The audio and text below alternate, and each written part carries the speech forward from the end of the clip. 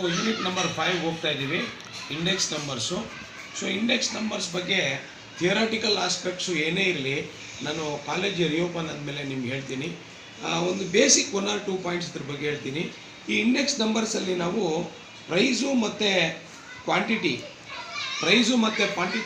Purchased ಅಥವಾ quantity purchased in a particular year ಅಥವಾ price of that particular product purchased or consumed in that particular year, ಇದನ್ನು compare ಮಾಡ್ತಾ ಹೋಗ್ತೀವಿ. ಇದನ್ನು ಯಾಕೆ ನೋಡ್ತೀವಿ ಅಂತ ಹೇಳಿದ್ರೆ, ನಾವು ವರ್ಷಕ್ಕೆ ಒಂದು ಕಮಾಡಿಟಿಯ ಪ್ರೈಸು ಜಾಸ್ತಿ ಆಗ್ತಾ ಇದೆಯಾ ಕಡಿಮೆ ಆಗ್ತಾ ಇದೆಯಾ, ಅಥವಾ ವರ್ಷಕ್ಕೆ ಒಂದು ಕಮಾಡಿಟಿಯ ಯುಟಿಲೈಸೇಷನು ಜಾಸ್ತಿ ಆಗ್ತಾ ಇದೆಯಾ ಕಡಿಮೆ ಆಗ್ತಾ ಇದೆಯಾ, ಅಥವಾ ವರ್ಷಕ್ಕೆ ಜನರ ಹತ್ರ ಪಾಕೆಟ್ ಮನಿ ಅಥವಾ ಅವ್ರದ್ದೇನು ಅರ್ನಿಂಗ್ಸ್ ಇದೆ, ಸೇವಿಂಗ್ಸ್ ಇದೆ, ಇನ್ವೆಸ್ಟ್ಮೆಂಟ್ಸ್ ಇದೆ, ಯಾವ ಥರ ಇದೆ ಅಂತ ಹೇಳಿ ಈ ಎಕನಾಮಿಕ್ ಕಂಡೀಷನನ್ನು ನಾವು ಅರ್ಥ ಮಾಡ್ಕೊಳ್ಳೋದಕ್ಕೆ ಇಂಡೆಕ್ಸ್ ನಂಬರನ್ನು ನಾವು ಉಪಯೋಗಿಸ್ತೀವಿ ಸ್ಟ್ಯಾಟಿಸ್ಟಿಕ್ಸಲ್ಲಿ ಅಥವಾ ಕ್ವಾಂಟಿಟೇಟಿವ್ ಅನಾಲಿಸಿಸಲ್ಲಿ. ಇದ್ರ ಬಗ್ಗೆ ಡೀಟೇಲ್ ಆಗಿ ನಾನು ಆ ಚಾಪ್ಟ್ರು ಥಿಯರಾಟಿಕಲ್ ಆಸ್ಪೆಕ್ಟ್ ಡಿಸ್ಕಷನ್ ಮಾಡುವಾಗ ನಾನು ನಿಮ್ಗೆ ಹೇಳ್ತೀನಿ. ಸೊ ಇದರಲ್ಲಿ ಬೇಸಿಕಲಿ ನಿಮಗೆ ಸೆಕ್ಷನ್ ಬಿಗೆ ಒಂದು ಕ್ವೆಶ್ಚನು ಮತ್ತು ಸೆಕ್ಷನ್ ಸಿಗೆ ಒಂದು ಕ್ವೆಶ್ಚನ್ ಬರುತ್ತೆ. ಅದರ ಆಧಾರದ ಮೇಲೆ ನಾವು ಇಂಡೆಕ್ಸ್ ನಂಬರಲ್ಲಿ ನಾವು ಕ್ಯಾಲ್ಕುಲೇಷನ್ ಪಾರ್ಟ್ ಏನೇನು ಬರ್ತದೆ ಅಂತ ನಾವು ನೋಡ್ತಾ ಹೋಗೋಣ.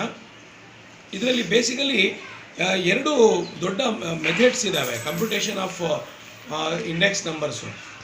ಸೊ ಒಂದು ಆಗ್ರಿಗೇಟ್ ಮೆಥಡ್ ಇದೆ, ಇನ್ನೊಂದು ಪ್ರೈಸ್ ರಿಲೇಟಿವ್ ಮೆಥಡ್ ಅಂತ ಬರುತ್ತೆ. ಸೊ ಆಗ್ರಿಗೇಟಿವ್ ಮೆಥಡಲ್ಲಿ ಸಿಂಪಲ್ ಮೆಥಡು, ವೇಟೆಡ್ ಮೆಥಡ್ ಬರುತ್ತೆ, ಮತ್ತು ಪ್ರೈಸ್ ರಿಲೇಟಿವ್ ಮೆಥಡ್ಸಲ್ಲೂ ಸಿಂಪಲ್ ಮೆಥಡು ಮತ್ತು ವೇಟೆಡ್ ಮೆಥಡ್ ಬರುತ್ತೆ. ಎರಡರಲ್ಲೂ ಸಿಂಪಲ್ಲು ವೇಟೆಡ್ ಮೆಥಡ್ ಬರುತ್ತೆ, ಒಂದು ಆಗ್ರಿಗೇಟು, ಇನ್ನೊಂದು ಪ್ರೈಸ್ ರಿಲೇಟಿವ್. ಸೊ ಇದರಲ್ಲಿ ಬೇಸಿಕಲಿ ಕೆಲವು ಟರ್ಮಿನಾಲಜೀಸ್ ನಮಗೆ ಗೊತ್ತಾಗಬೇಕಾಗತ್ತೆ. ಇಂಡೆಕ್ಸ್ ನಂಬರ್ ನಾವು ಮಾಡಬೇಕಂದ್ರೆ ಕೆಲವು ನೊಟೇಷನ್ಸು, ಕೆಲವು ಟರ್ಮಿನಾಲಜೀಸ್ ಗೊತ್ತಾಗಬೇಕಾಗತ್ತೆ ನಮಗೆ. 0 ಅಂದರೆ ಬೇಸ್ ಇಯರ್ ಅಂತ, 1 ಅಂದರೆ ಕರೆಂಟ್ ಇಯರ್ ಅಂತ. ಬೇಸ್ ಇಯರ್ ಈಗ ಫಾರ್ ಎಕ್ಸಾಂಪಲ್ಲು 2019 ಹಿಂದಿನ ವರ್ಷ ನಮಗೆ ಬೇಸ್ ಇಯರು, 2020 ಕರೆಂಟ್ ಇಯರು, ಈ ಥರನೂ ಕೊಡ್ಬೋದು. ಅಥವಾ ಅವರು ಬೇಸ್ ಇಯರ್ ಇದನ್ನು ಯೂಸ್ ಮಾಡಿಕೊಂಡು ಕ್ಯಾಲ್ಕುಲೇಟ್ ಮಾಡಿ ಅಂತ ಕೊಡ್ಬೋದು. ಬೇಸ್ ಇಯರ್ ಬಗ್ಗೆ ಅವರೇ ಮಾಹಿತಿ ಕೊಡ್ಬೋದು. ಸೊ ಬೇಸ್ ಇಯರ್ ಅಂದರೆ beginning year, it is denoted by 100 ಅಂತಲೂ ಕೂಡ ನಾವು ಹೇಳ್ತೀವಿ, ಇಟ್ ಈಸ್ ಇಂಡಿಕೇಟೆಡ್ ಬೈ 100 ಅಂತ ಹೇಳ್ತೀವಿ. ಸೊ ಬೇಸ್ ಇಯರು ಅಂತ ಹೇಳಿದ್ರೆ 0, ಕರೆಂಟ್ ಇಯರ್ ಅಂದರೆ 1, ಪಿ ಅಂದರೆ ಪ್ರೈಸು, ಕ್ಯೂ ಅಂದರೆ ಕ್ವಾಂಟಿಟಿ. ಈಗ ರಿಲೇಟಿವ್ ಮೆಷರಲ್ಲಿ ನೋಡ್ತಾ ಹೋಗೋಣ. P0 ಅಂದರೆ price of base year, P1 ಅಂದರೆ ಪ್ರೈಸ್ ಆಫ್ ಕರೆಂಟ್ ಇಯರ್. ಯಾಕಂದರೆ 0 ಅಂದರೆ ಬೇಸು, 1 ಅಂದರೆ ಕರೆಂಟು. Q1 ಅಂದರೆ ಕ್ವಾಂಟಿಟಿ ಪರ್ಚೇಸ್ಡು ಅಥವಾ quantity consumed of current year. Q0 ಅಂತ ಹೇಳಿದ್ರೆ quantity purchase or consumed of base year. ಇದು ನಮಗೆ ಗೊತ್ತಾಗಬೇಕಾಗತ್ತೆ. P01 ಅಂತ ಹೇಳಿದ್ರೆ ಇಂಡೆಕ್ಸ್ ನಂಬರ್, P01 ಅಂದರೆ ಇಂಡೆಕ್ಸ್ ನಂಬರ್. P0 ಅಂದರೆ price of base year, P01 ಅಂತ ಹೇಳಿದ್ರೆ ಇಂಡೆಕ್ಸ್ ನಂಬರು. ಕನ್ಫ್ಯೂಸ್ ಮಾಡ್ಕೋಬಾರ್ದು ಇದರಲ್ಲಿ.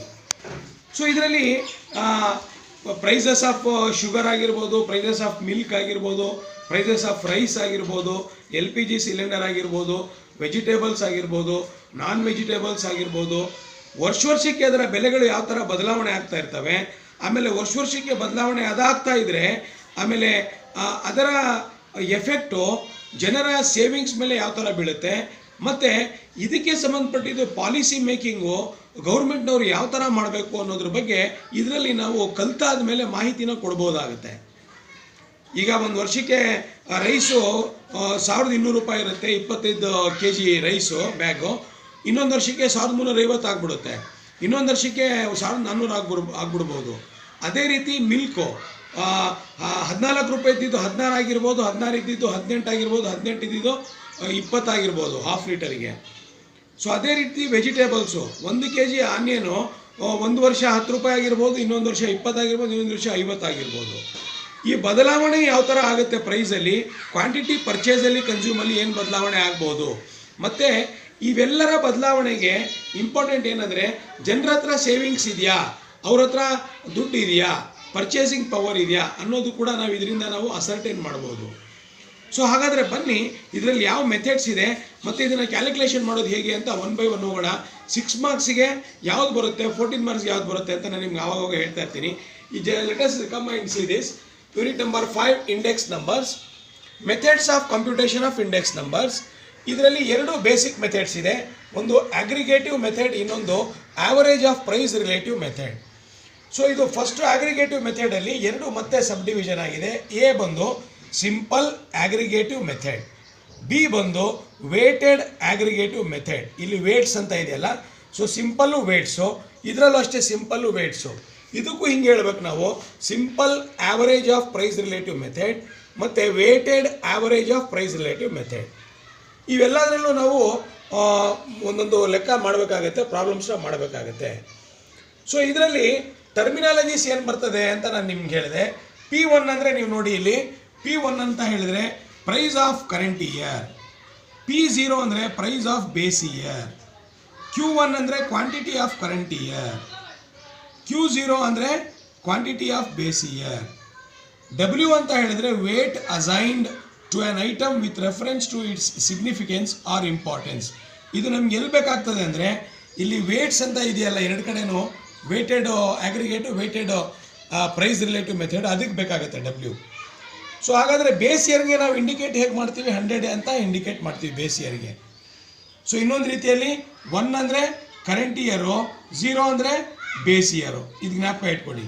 P ಪಕ್ಕ 1 ಅಂತ ಇದ್ದರೆ price of current year, Q ಪಕ್ಕ ಇದ್ದರೆ quantity of current year.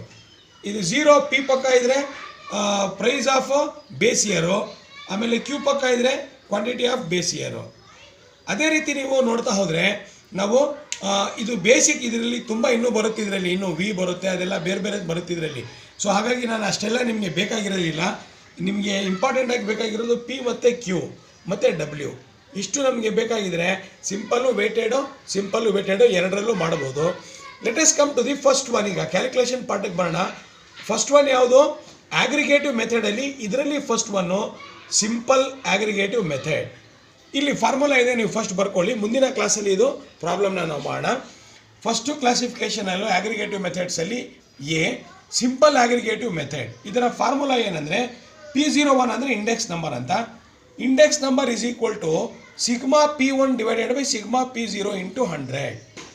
P01 ಅಂದರೆ ಇದು ಇಂಡೆಕ್ಸ್ ನಂಬರು. ಸಿಗ್ಮಾ P1 ಅಂತ ಹೇಳಿದರೆ aggregate of prices of current year. 1 ಅಂದರೆ ಕರೆಂಟ್ ಇಯರು, ಅಗ್ರಿಗೇಟ್ ಅಂದರೆ ಟೋಟಲ್ ಅಂತ. ಅಗ್ರಿಗೇಟ್ ಅಂದರೆ ಏನು, ಟೋಟಲ್. ಸಿಗ್ಮಾ ಅಂತೀವಲ್ಲ ನಾವು ಹಾಗೆ. ಸೊ ಟೋಟಲ್ಲು ಯಾವುದ್ರ ಟೋಟಲ್ ಇದು, prices of current year, current ಇಯರ್ನ ಪ್ರೈಸು. ಇದನ್ನು ನಾವೇನಂತ ಕರಿತೀವಿ, ಸಿಗ್ಮಾ P0ನ aggregate of prices of base year. ಹಾಗಾದರೆ ಇಲ್ಲಿ ಫಾರ್ ಎಕ್ಸಾಂಪಲ್ 2019 2020 ಕೊಟ್ಟಿರ್ಬೋದು. ಇದು P0 ಆಗಿರ್ಬೋದು, ಇದು P1 ಆಗಿರ್ಬೋದು. ಇದ್ರ ಟೋಟಲ್ ಮಾಡಿದ್ರೆ ನಮಗೆ ಏನು ಬರುತ್ತೆ, ಅದೇ ಸಿಗ್ಮಾ P0, ಇದು ಸಿಗ್ಮಾ P1, ಇದ್ರ ಟೋಟಲ್ಲು ಮಾಡಿಬಿಟ್ಟು ಇಂಟು 100 ಮಾಡಿಬಿಟ್ರೆ ನಮಗೆ ಈ ಸಿಂಪಲ್ ಅಗ್ರಿಗೇಟ್ ಮೆಥಡಲ್ಲಿ ಇಂಡೆಕ್ಸ್ ನಂಬರ್ ಸಿಗುತ್ತೆ, ಎಷ್ಟು ಅಂತ ನಮಗೆ ಗೊತ್ತಾಗುತ್ತೆ. ಸೊ ಇಲ್ಲಿ ಬೇಸ್ ಇಯರ್ ಯಾವುದು ಅಂತ ಅವರೇ ಹೇಳ್ತಾರೆ ನಿಮಗೆ. 2 ವರ್ಷ ಅಥವಾ 3 ವರ್ಷ ಕೊಡ್ಬೋದು. ಸೊ ಇಲ್ಲಿ 3 ವರ್ಷ ಕೊಟ್ಟಿರ್ಬೋದು. For example 2018 ಕೊಟ್ಟಿರ್ಬೋದು. 2018 ಅಂತ ಕೊಟ್ಬಿಟ್ಟು ನಿಮಗೆ ಅವರು ಬೇಸ್ ಇಯರ್ 18 ಅಂತ ಮಾಡ್ಕೊಳ್ಳಿ ಅಂತ ಹೇಳ್ಬೋದು. ಬೇಸ್ ಇಯರು 2018 ಅಂತ ಮಾಡಿಕೊಂಡ್ರೆ ಇದು P1 ಆಗುತ್ತೆ. ಆವಾಗ ಇಲ್ಲಿ ಸಪ್ರೇಟ್ ಕ್ಯಾಲ್ಕುಲೇಟ್ ಮಾಡ್ಕೋಬೇಕು ನೀವು. P1 ಒಂದು ಸತಿ ಇದನ್ನು ಮಾಡಬೇಕು, ಇನ್ನೊಂದು ಸತಿ P1 ಇದನ್ನು ಕ್ಯಾಲ್ಕುಲೇಟ್ ಮಾಡಬೇಕು. ಸೊ 2 ಸತಿ ಮಾಡಬೇಕಾಗುತ್ತೆ. 3 ವರ್ಷ ಕೊಟ್ಟು 1 ವರ್ಷನ ಬೇಸ್ ಇಯರ್ ಮಾಡ್ಕೊಳ್ಳಿ ಅಂತ ಹೇಳಿದಾಗ, ಬರೀ 2 ವರ್ಷ ಕೊಟ್ಬಿಟ್ಟು ಒಂದು ಬೇಸ್ ಇಯರ್ ಒಂದು ಕರೆಂಟ್ ಇಯರ್ ಅಂತ ಕೊಟ್ಟರೆ ಡೈರೆಕ್ಟ್ಲಿ ಅದ್ರ ಟೋಟಲ್ ಮಾಡಿಕೊಂಡು ನೀವು ಈ ಫಾರ್ಮುಲಾನ ಅಪ್ಲೈ ಮಾಡ್ಕೋಬೇಕಾಗುತ್ತೆ. ಹಾಗಾಗಿ ಮುಂದಿನ ಕ್ಲಾಸಲ್ಲಿ ನಾನು ಸಿಂಪಲ್ ಅಗ್ರಿಗೇಟ್ ಮೆಥಡಲ್ಲಿ ಇಂಡೆಕ್ಸ್ ನಂಬರ್ ಕ್ಯಾಲ್ಕುಲೇಟ್ ಮಾಡೋದು ಹೇಗೆ ಅಂತ ನಾನು ಡಿಸ್ಕಷನ್ ಮಾಡ್ತೀನಿ. ಇದು 6 ಮಾರ್ಕ್ಸ್ಗೆ ಇಂಪಾರ್ಟೆಂಟ್ ಆಗಿರುತ್ತೆ. ಇದರಲ್ಲಿ ಬರೀ ಟೋಟಲ್ ಮಾಡಿಕೊಂಡು ಫಾರ್ಮುಲಾನ ಅಪ್ಲೈ ಮಾಡೋದಷ್ಟೇ. ಅಲ್ಲಿವರೆಗೂ ಇಲ್ಲಿ ನಾನೇನು ಬೋರ್ಡ್ ಮೇಲೆ ಬರೆದಿದ್ದೀನೋ ಅದು ನೀಟಾಗಿ ಇಂಡೆಕ್ಸ್ ನಂಬರ್ ಅಂತ ಚಾಪ್ಟರ್ 5 ಅಂತ ಬರ್ಕೊಂಡು ಇದು ನೀಟಾಗಿ ನೀವು ಬರ್ಕೋಬೇಕಾಗುತ್ತೆ. ನಿಮ್ಮ ನೋಟ್ಸಲ್ಲಿ ಬರ್ಕೊಳ್ಳಿ. ಸೊ ಬರ್ಕೊಂಡು ಮುಂದಿನ ಪ್ರಾಬ್ಲಮ್ಗೆ ನೀವು ರೆಡಿ ಆಗಬೇಕಾಗುತ್ತೆ,